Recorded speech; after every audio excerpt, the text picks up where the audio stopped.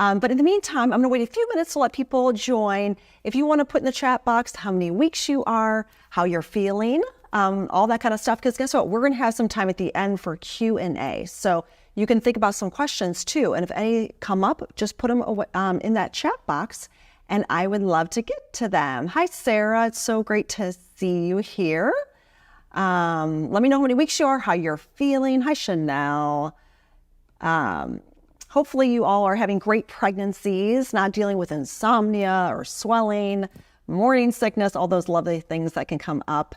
It's not for the faint of heart, but it's definitely worth it. Here's Anna. I'm 9 weeks and feeling exhausted. Yes, the first trimester fatigue is so normal. Hi, Sarah. She's from Tennessee. Welcome, welcome, welcome. Well, I'm going to begin because I want to dive into, I've got a lot of material I want to cover today. Be sure you have a notepad to take some notes down because I'm going to give you lots of great tools. But before I dive in, I just want to say, in case you don't know me, I'm Genevieve Howland. I run a website called mamanatural.com, and we also have a YouTube channel, and we are blessed to have over 2 million mamas joining us every single month. It's such an honor. I love helping mamas and babies. I'm also an author of a book called The Mama Natural Week by Week Guide to Pregnancy and Childbirth. This is published by Simon & Schuster. I like to call it one of my children because it was such a beast to put together, but this is all things natural pregnancy. So if you haven't gotten this book, be sure to check it out. But at the end of the day, I'm really just a mama of 3 in the trenches, and being a mother is the greatest joy of my life, and they are my constant inspiration. So by the end of this presentation, I really want you to walk away with feeling a reduction in your anxiety around childbirth, okay? We don't have to fear birth. It is a wonderful, beautiful biological process.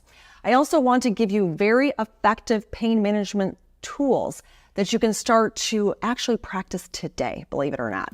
And then third, I'm going to show you a plan to rock your birth. So are you ready? Let's do this. Before I dive into the content, I do need to give this general disclaimer that this content is not intended to be a substitute for professional medical advice, diagnosis, or treatment.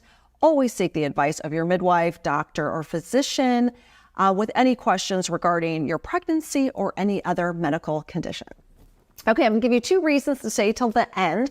The first is I'm going to show you how you can get this free customizable birth plan.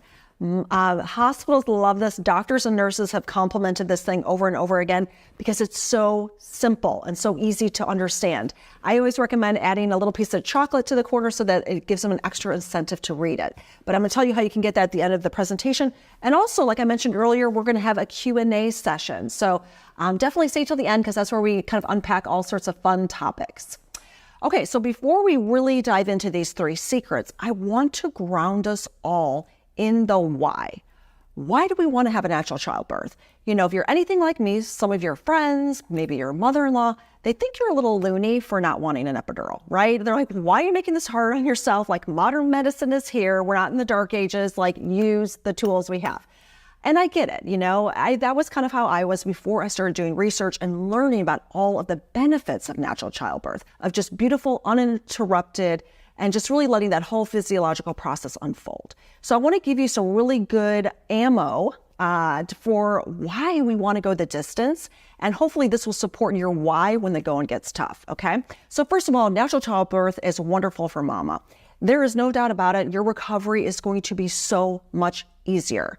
You know, even with my first birth, that was very long. I was up walking around, eating takeout, taking a shower. I felt great, despite the fact that I've been laboring for like 27 hours. And I see this time and time again, okay? So huge. The other thing is mamas who birth vaginally and naturally, they have higher rates of breastfeeding success, long-term success rates. And we know that breastfeeding is so incredibly beneficial for baby. And it's probably because that baby can come out, go right onto our belly, get that wonderful skin to skin time, that golden hour or 2, and then they can latch on early. And it's almost like that muscle memory really early on with baby locks in a really successful breastfeeding relationship. And then also you're going to have lower risk for postpartum depression. And I'm going to go a little bit more into that in a bit, but I mean, this is huge because that's the last thing we want to be dealing with. We have this precious new baby who is very high need. And so we want to be able to take all of our energy and pour it into this new life and feel good inside and wake up feeling happy. Okay.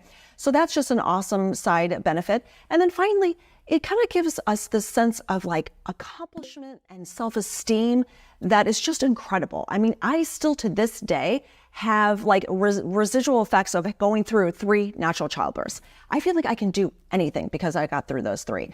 In fact, my husband and I will go in the sauna and it's like 170 degrees and he's sweating and he's complaining and he has to get out. And I'm just like deep in my like inner happy place. I'm doing my deep breathing and I can endure it because of the skills and the tools that I learned through my natural childbirths. And I hear this over and over again. It gives birth to that mama bear that will go the distance for their child, okay? Speaking of which, natural childbirth is incredible for babies. I mean, really, it's incredible. And it's really all around the microbiome. We are learning so much about this now. It's just unbelievable. So really, when baby goes through your vaginal canal, they are picking up all of your good bacteria. It is getting slathered onto their skin. They are swallowing it as they're going down the vaginal canal. This is like, just fertilizer for their budding microbiome. And we know that baby's microbiome actually isn't solidified till they're 3 years old, okay? So all of this exposure early on is critical.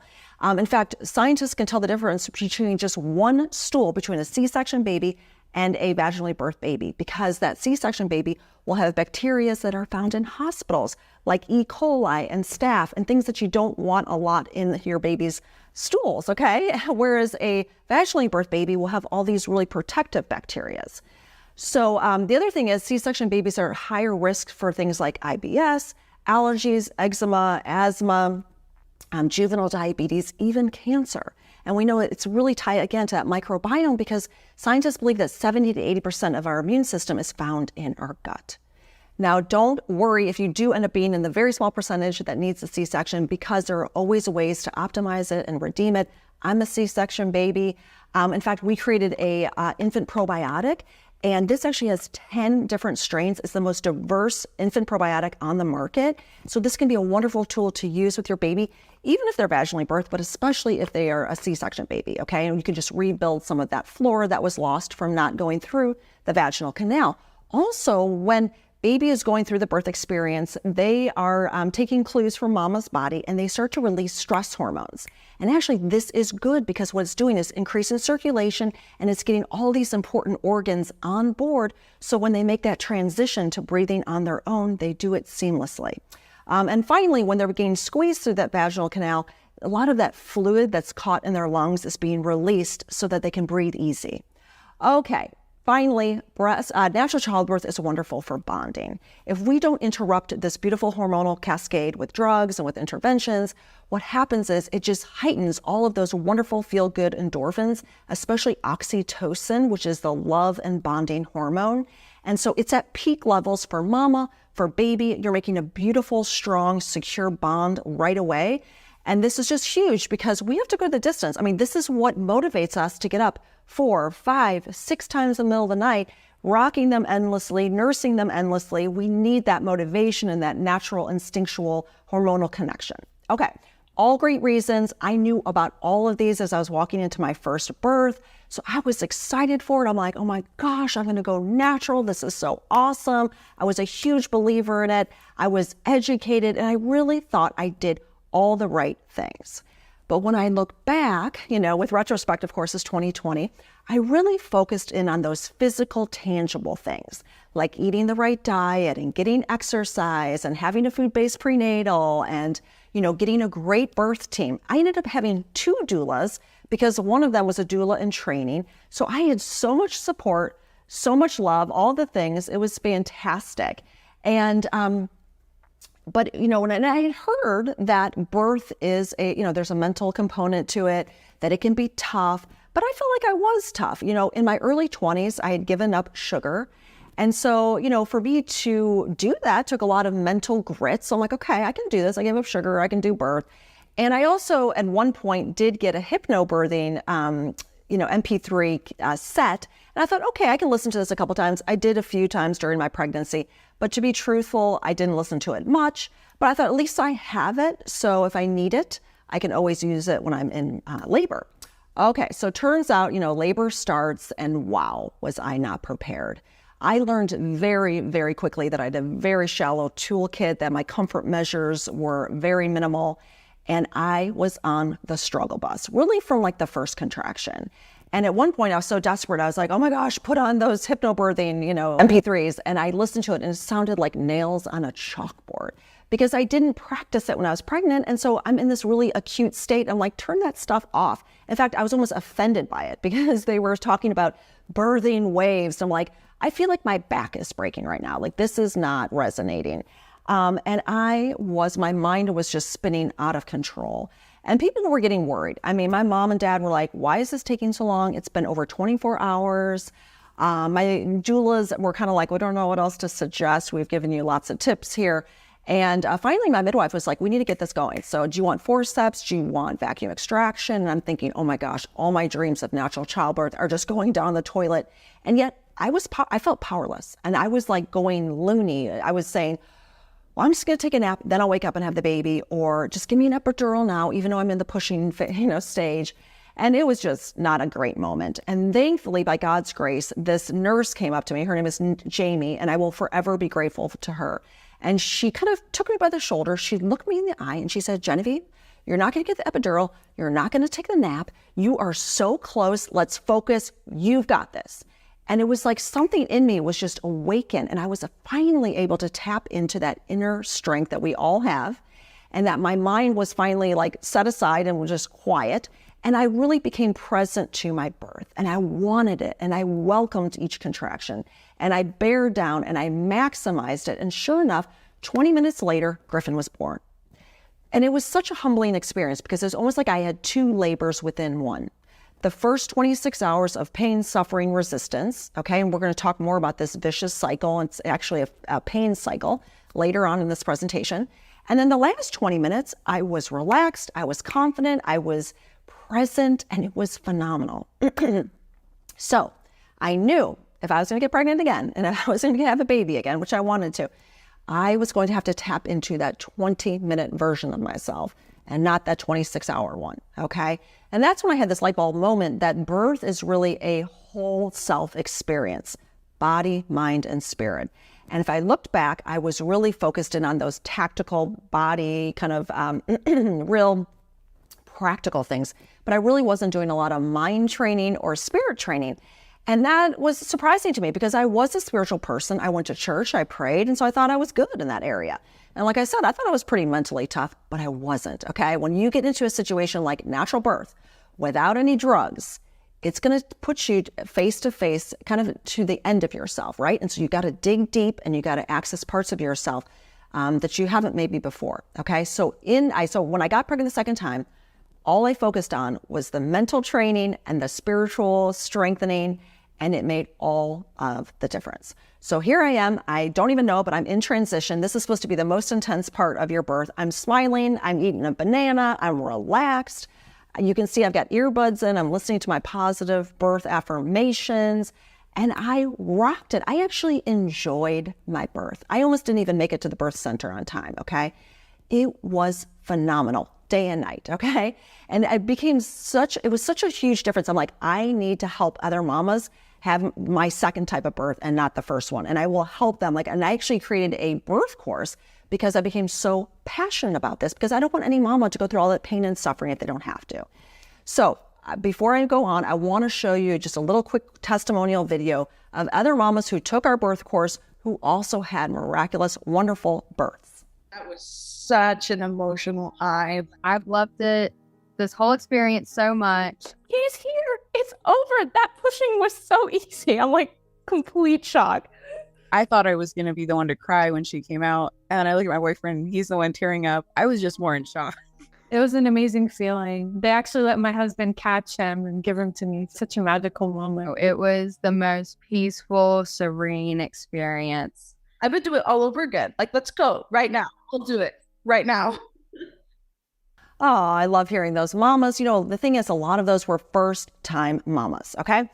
So it's totally possible. It's totally doable. Now we're going to dive into these 3 secrets, okay? So you remember how I talked about that whole self-experience, body, mind, and spirit? We're first going to dive into the body. This is the easiest one. It's so easy. It's so tactical, so tangible. This is where I focused the first time around. But it is important, okay? And here are some things you want to do around your body. You want to be sure you're nourishing it, okay? And you want to be sure you realize that your body was designed to give birth. And I don't think we hear that message enough. But the truth is the World Health Organization likes to see between a 10 and 15% C-section rate. So that means 85 to 90% of mamas should be having vaginal births. So if you want it, the odds are totally with you, okay? And so the way we really support our body for the marathon of labor is nourishing it. So I come from a history of disordered eating. So it can be a struggle, right? You're packing on pounds, you have these weird cravings, you're uncomfortable, you're growing this huge belly. But this is a phenomenal time to really let go of any body baggage and instead have awe for all that your body is doing. I mean, right now it's supporting 2 lives. You got 2 heartbeats, you've got, 2 sets of hands, 2 sets of feet. I mean, it's awesome, right? And in my book, I really talk about this and really give you recipes that support exactly what's going on in baby to support their development. But this is not a time to be doing intermittent fasting or eating bars on the run, or just juicing, having, smoothies for lunch. You want to, as much as you can, be sitting down 3 times a day, having a well-balanced, wholesome meal with healthy carbs, fat, and protein, okay? So there's so many wonderful sources out there to look into nutrition. We talked a lot about it in our book, but you want to be picking non-processed foods, wholesome, low GI carbs like sweet potatoes and whole grains and legumes, your good proteins like wild-caught fish and pastured, poultry and grass-fed beef. I love, because my midwife recommended 80 to 100 grams of protein. I don't know what your midwife has recommended, but that's kind of like the standard. And it's really helpful for reducing things like swelling and whatnot. But it was hard to get that in. So if you really start to count your protein grams, I was like, oh my gosh, this is a lot of meat to eat. So I was really relying on Greek yogurt and nutritional yeast flakes. And that's really when I discovered collagen, which is why I actually created my own, because I'm so passionate about this source of protein, because it's just easy. You can put in your morning drink. You can put it in a morning or an afternoon smoothie snack, and you get 10 grams of protein. So anyway, we want to eat nourishing foods and, of course, the healthy fats. This is so important for baby's brain and eyes and spinal development, and it helps us stay satiated and nourished. So if we have those 3 square meals a day, then when we have cravings come up, we can really trust them. As long as they're not like for Ho-Hos or, Chips Ahoy or something like that. But I find if moms, have that foundation, then their body is going to give them some signs and show them its wisdom. So you might be craving citrus. Your body might want that extra vitamin C or the bioflavonoids. Or if you want, red meat, you might need the iron. For me, when I was pregnant with my second pregnancy, Paloma, I really wanted milk, and I don't like milk. In fact, I don't drink it. But during my first trimester, I drank a quart a day because I was craving it. Well, I trusted that. And obviously needed the calcium, the phosphorus, whatever was in that, I needed it. And then after I hit the second trimester, I was done. So that's what's so cool about listening to your body, trusting it. And finally, be sure you're hydrated. I think a lot of moms get dehydrated. You have to realize that you're supporting a huge increase in your vascular system, okay? We need the fluids. So in my book, I talk about different recipes that you can make your water taste a little bit more exciting if that's a struggle for you. But I really recommend moms having 3 of these a day. This is a quart of spring water. Okay, you also want to be active. We were designed to move our bodies. When I was pregnant with my first child, I worked. So I was at a desk, at the computer. I had to get creative. So you can get a birthing ball and sit on that instead of the office chair. Because you know what that actually does? It engages your whole pelvic floor. It's an active form of sitting. And then I also just took lots of potty breaks, which you have to do anyway. Or I get more water. So I was trying to get up every half hour to an hour and just move my body. I also would walk at lunch. So you just got to get creative if you have a situation where you have to sit more in the day, but get active. Okay. So I like to recommend for moms to get a half hour, if not an hour walk a day outside, because most everyone can walk. You get the sunlight. It's good for your endorphins. It helps with just your blood flow. And in fact, there was a study done that mamas who took a 20-minute walk just 3 times a week boosted their baby's IQ by 20 points. So this is crazy. This is evidence-based. So if you don't want to exercise for you, do it for your baby, okay? Because it's good for you.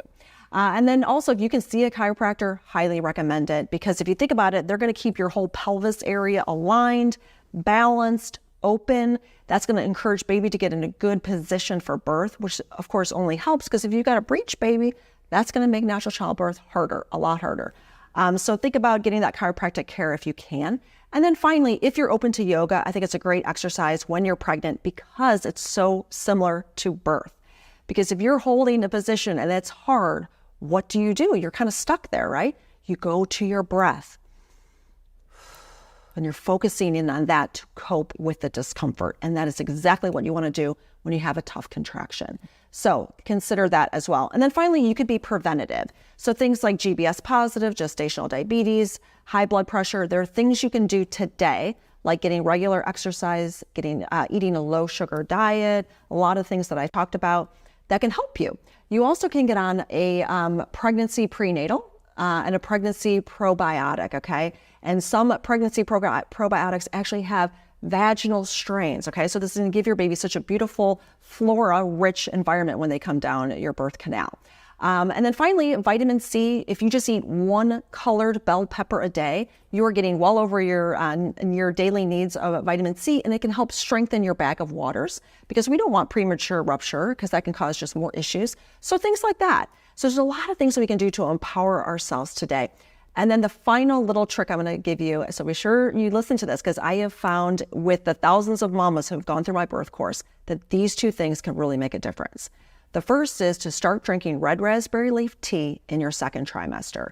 Now, of course, you always want to get approval from your midwife or your doctor, but this is what was recommended for my midwife. This is what Maura Winkler recommends with her clients as well, she co-teaches my birth course. So the reason why is that red raspberry leaf tea is a uterine tonic. It literally tones your pelvic floor. So I was recommending, my midwife recommended it. I drank it with my first pregnancy once. I made a really strong mug of it. I took a sip, I drank the cup and I started feeling this kind of almost cramping and it freaked me out. Never touched it again. Well, guess what? My first, birth, you've heard, I was on the struggle bus. It was really hard and my uterus was exhausted, okay? Second time around, I drank the tea. I just started slow. And I just did a weaker version and slowly built up. She wanted me to drink 2 cups a day. So I finally got to that dosage and I drank it throughout my whole second and third trimester. My birth was incredible. My uterus was like a machine, I like to call it. All my contractions were so effective and efficient. So this little tip can make a huge difference.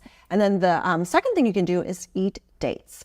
Starting at 34 weeks, mamas that eat 6 dates a day have easier, faster pregnancies. Or births. They have less interventions, fewer C-sections, less like rupture of membranes, artificial rupture. They have less induction, on and on. And they have shorter labors. So this is truly evidence-based. There's been 3 studies on this now. And the reason why is that dates are high in naturally occurring prostaglandins. And that's what thins the cervix. So this is just going to help your body prepare for birth. Now, if you hate the taste of dates, you can go onto my website. We've got a whole post with lots of different ways you can mask the flavor, but definitely consider that at 34 weeks, 6 dates a day. And I find the women that do that, the tea and the dates, have faster, easier births. I have first-time moms that are giving birth in 6 hours, okay? The normal is 19 hours, okay? So who wouldn't want a 6-hour birth? Would you want that? I know I would. Okay. So I love to share this story. This is from Katie, who was one of our birth course students. And she said, here I am, 30 minutes after I gave birth. I felt so good, so alert, so joyful, so energized. It was such an amazing feeling, even though I just did the hardest thing in my life, okay? So I love her testimonial because Katie had a 30-hour labor, okay? That's crazy. That's a very long labor, not very typical. And yet she felt awesome. This is the gift of natural childbirth. Okay, now let's dive into secret number 2, which is all about the mind. And an untrained mind can wreak havoc during birth. And of that 3-legged stool, body, mind, and spirit, the mind tends to cause women the most trouble. And the reason why is the mind is designed to fix problems. Well, the deal is birth isn't a problem. Birth is just this beautiful, natural, biological process. And it really needs just witnesses, in most cases. And so the mind struggles because it wants to get in there and it just really needs to be quiet and calm. So what do we do, right? This is a huge area that we can work on. Plus, we've got a society and Hollywood telling us that birth is literally torture. So don't take my word for it. Let's take a look at this little video. Oh God, it's coming! It's coming! Get out!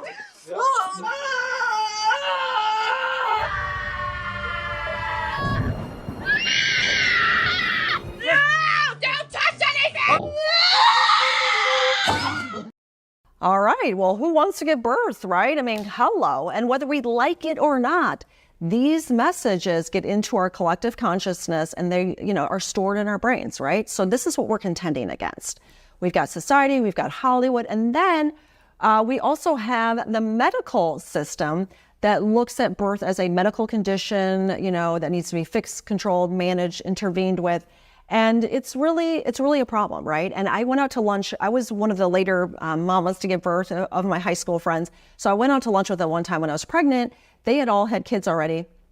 And out of the 5 of them, 4 of them went through this really vicious cycle, which I'm going to talk about. But all of them told me, they said, you know what, I was open to natural childbirth. Like I was kind of like walking in saying, we'll just see how this goes. And I really trusted my doctors and my medical team and what they recommended. And, unfortunately, it just didn't work out.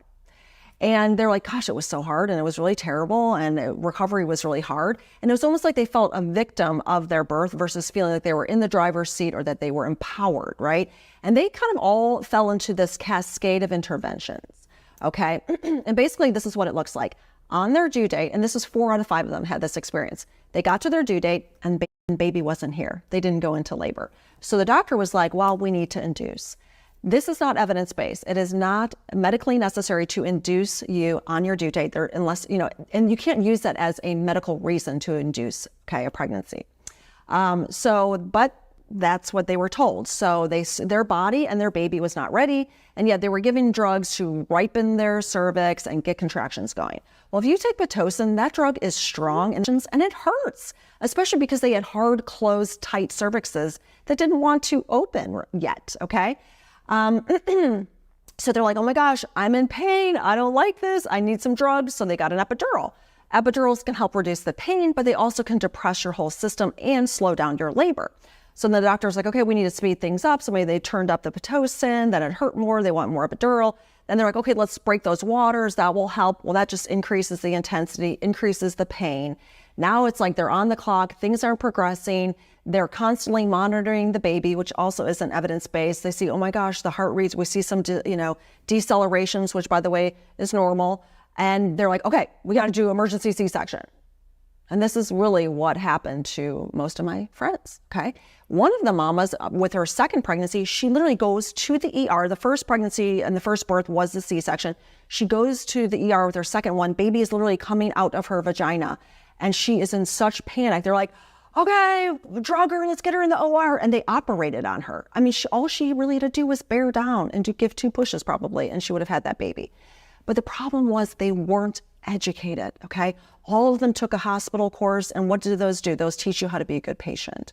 They didn't know their choices. They didn't know that they could say the day of their due date, and their doctor's saying, okay, we need to induce you. They didn't know that they had the right to say, well, why are you medically inducing me? Like, what is the medical rationale for this? And by the way, what is my Bishop score? Am I a good candidate to be induced? These are all evidence-based strategies, and definitely they're right as a patient to ask these questions. And so it just was really, really sad that they were in this situation, and just the regret. And that's probably the worst thing, is seeing moms who regret and feel shame and remorse around their birth. And I will tell you, the mamas who take my birth course, even the ones that need interventions, because sometimes we do need them, they don't have that shame, remorse, guilt, because they know that they did everything they possibly could.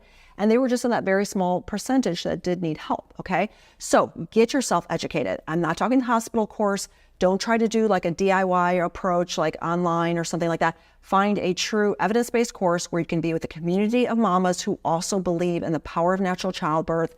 And knowledge is truly power.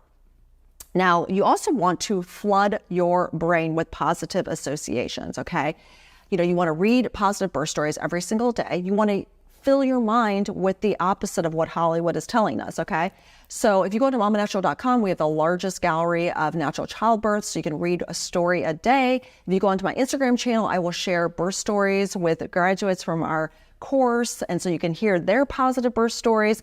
This is going to be huge, okay? We need to hear the power of testimony. We have lost this through our modern society. We used to be at births with our sisters, our cousins, our aunts. Now it's all locked away. We don't see it. It's scary. It's unknown. So get yourself in a community and in a group of people and expose yourself to birth, okay?